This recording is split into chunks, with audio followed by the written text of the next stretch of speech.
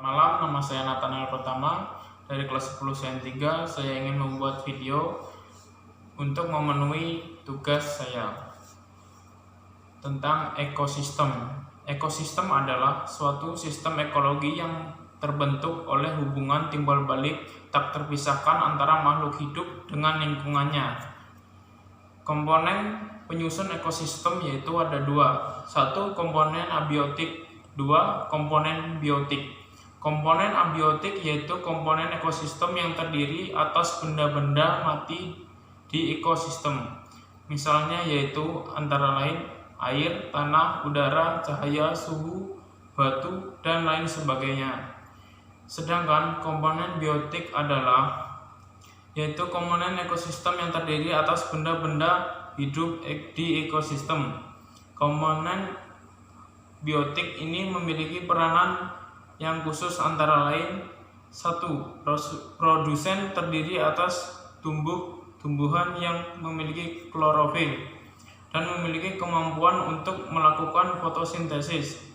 Misalnya pada ekosistem sawah, produsen dapat berupa tanaman padi, tanaman kacang, dan lain sebagainya.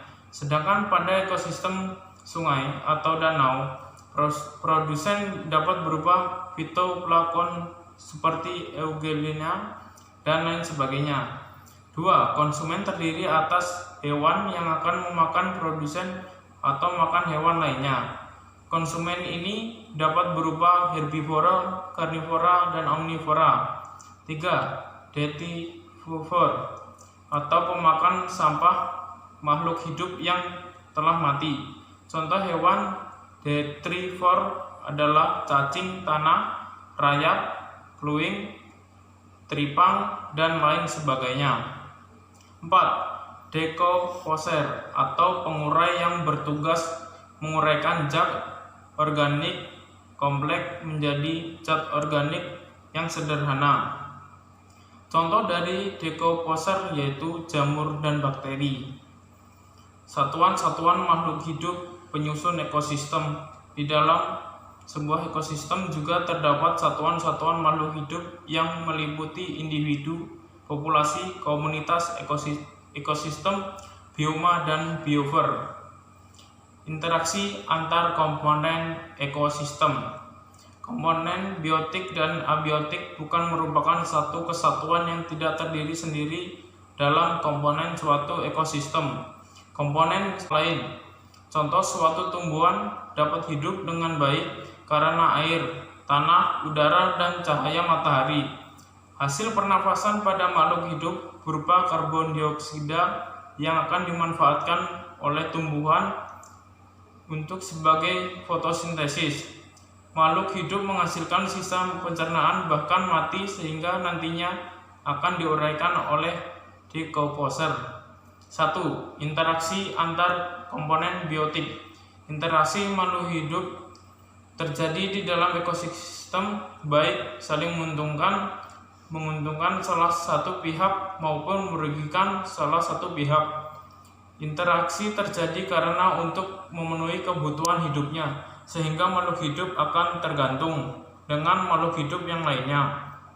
Di antara tiap komponen penyusun ekosistem terjadi interaksi antar organisme, antar populasi, antar komunitas, antar komponen biotik dan komponen abiotik. Pola interaksi dalam ekosistem. 1. Jaring-jaring makanan merupakan kumpulan beberapa rantai makanan yang saling berkaitan. Di dalam ekosistem, rantai makanan saling berhubungan satu sama lain. Jaring makanan terdiri dari sejumlah rantai makanan yang disatukan. 2. Piramida ekologi adalah gambaran susunan antar tropik, dapat disusun berdasarkan kepadatan populasi, berat kering, maupun kemampuan menyimpan energi pada tiap tropik. Struktur tropik dapat disusun secara urut sesuai hubungan makan, dinamakan antar tropik yang secara umum kerucut atau piramid. Piramida ekologi ini berfungsi untuk menunjukkan gambar perbandingan antara tropik pada suatu ekosistem.